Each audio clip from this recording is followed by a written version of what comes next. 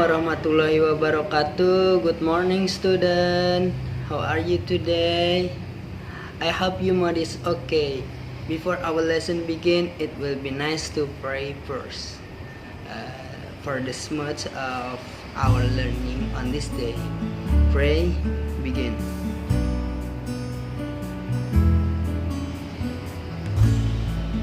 Amen. Finish. Well, before start our lesson, I will attendance one by one.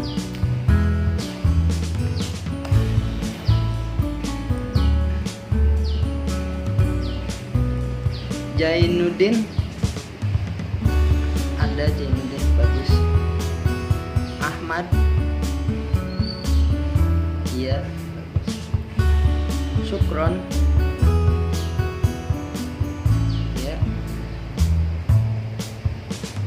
Siti Maimunah,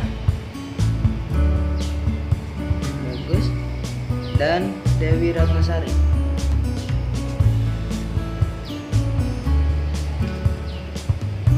Bagus, anak-anak semuanya hadir dan tolong dipertahankan kehadirannya.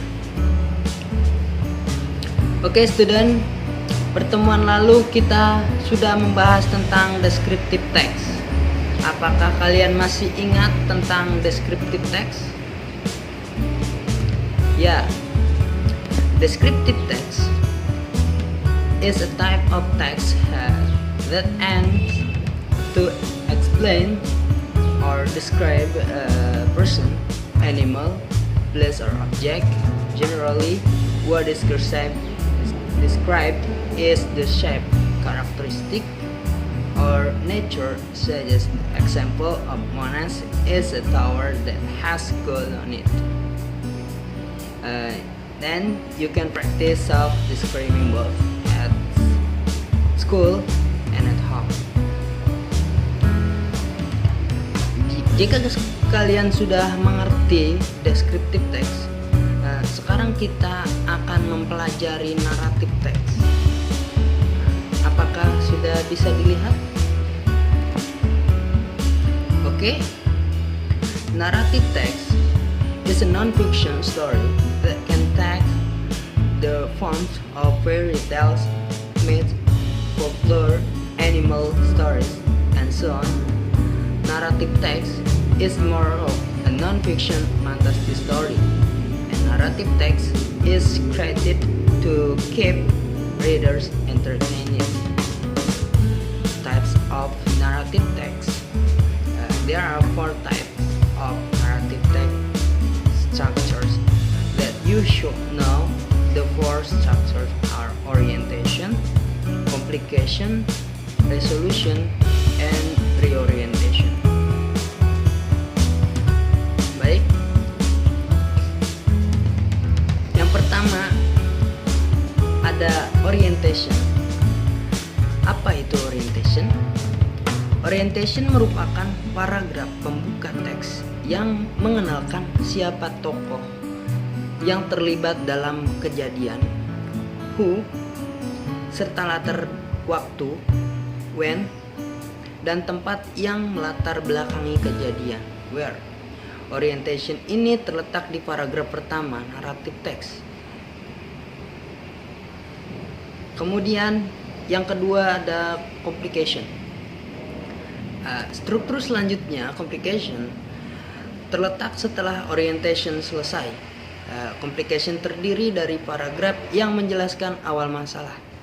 Awal masalah ini juga mengawali rentan plot yang kemudian akan berlanjut pada konflik, klimaks, dan antiklimaks cerita. Umumnya, complication berisi interaksi antar pelaku peristiwa. Interaksi ini menimbulkan sebuah konflik atau pertentangan.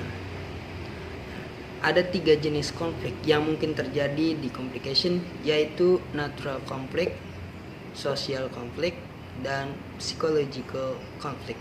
Sesuai dengan namanya, natural conflicts adalah permasalahan antara pelaku dan alam. Social conflict adalah permasalahan antar pelaku. antara pelaku, sedangkan psychological conflict adalah permasalahan pelaku dengan dirinya sendiri. Kemudian selanjutnya ada resolution. Resolution adalah paragraf yang menjadi akhir cerita dalam bagian ini. Terjadi penyelesaian yang membuat jalan cerita berakhir.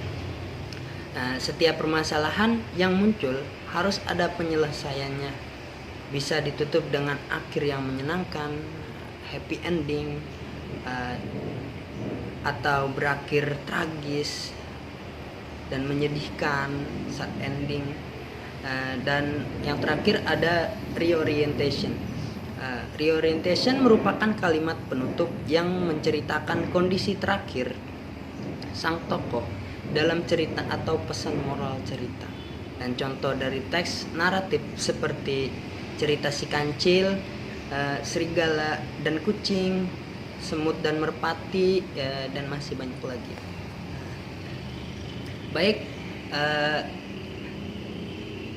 saya akan memberikan contoh teks naratif tentang cerita Pinocchio. Pinocchio. In the past, there was a purple store. Our name is Geppetto. He eager to have a son very much, but his wife passed away several years ago. One day, he got an idea to make a puppet in order not to be lonely again. He made the puppet all day long, and finally, in the morning, he had finished his work and he named the puppet Pinocchio. Soon he felt lonely again, since Pinocchio couldn't walk or talk by himself. One night, Geppetto prayed to the god to become a real boy.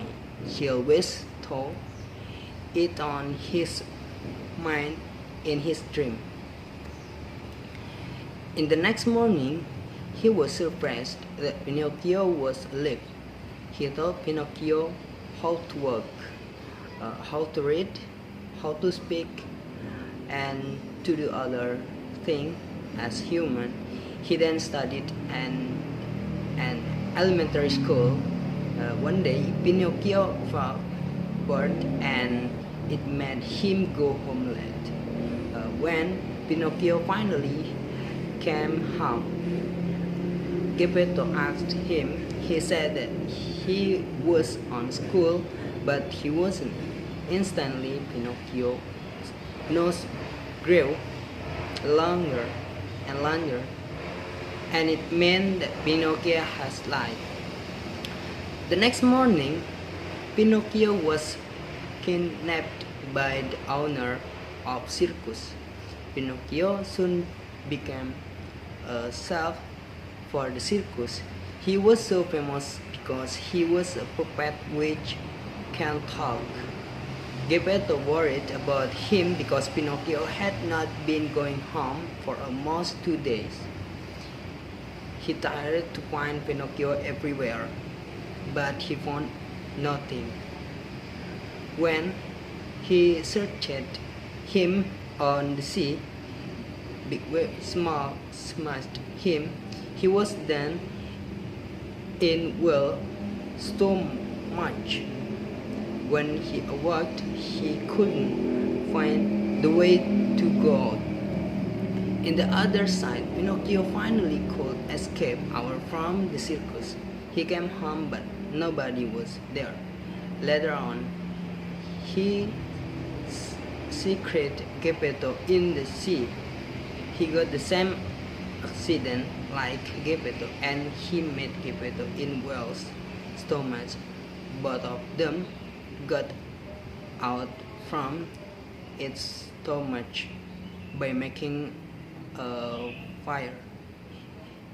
In the end of the story, they went home together and lived happy ever after. Baik, ingat, di masa lalu ada seorang pembuat boneka kayu yang bernama Geppetto. Dia ingin sekali memiliki anak laki-laki, tapi istrinya meninggal beberapa tahun sebelumnya.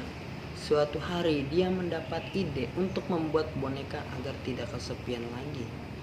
Dia membuat boneka kayu itu sepanjang hari. Akhirnya di pagi hari dia selesai mengerjakan dan dia beri nama boneka itu Pinocchio. Setelah itu dia merasa kesepian lagi karena Pinocchio tidak bisa berjalan atau berbicara. Suatu malam Geppetto berdoa kepada Tuhan untuk menjadikannya seorang anak yang nyata. Dia selalu memikirkan itu dalam pikirannya. Pada keesokan harinya dia terkejut karena Pinocchio hidup. Dia mengajari Pinocchio cara berjalan, cara membaca, cara berbicara, dan melakukan hal-hal lain selayaknya manusia. Dia kemudian belajar di sekolah dasar. Suatu hari Pinocchio merasa bosan dan itu membuatnya pulang terlambat.